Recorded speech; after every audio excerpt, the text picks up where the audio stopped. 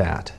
And I think why we're seeing what feels like less bipartisanship. It's still happening. I can tell you, I can attest that even at the Capitol, even in a year like this, that's incredibly challenging, bipartisanship still does happen.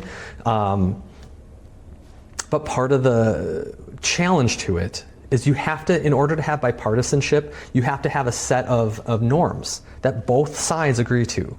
And if you don't have that basic agreement, then you can't ever get that bipartisanship.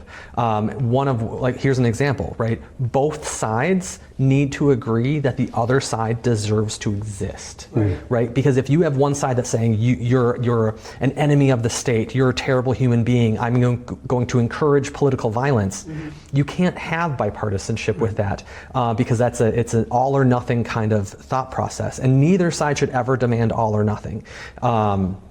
And so that's, I think, one of the biggest challenges to the bipartisanship is you're seeing a growing number of leaders, elected leaders at all the state and national government saying all or nothing, my way or the highway. And that is not how it's supposed to be. And I think there's some overtones to kind of like mixing what is politics and religion, and we should never do that. And what I mean by that is, in religion, you have very clear defined good and evil, right? It's us versus them. If you negotiate, then you're negotiating with the devil or the bad guy.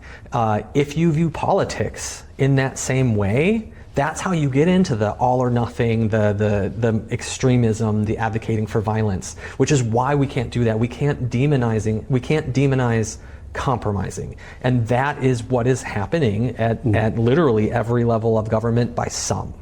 And so it's important for us to, when we advocate for bipartisanship, that we, in that same conversation, acknowledge the challenges that exist into getting bipartisanship. Right.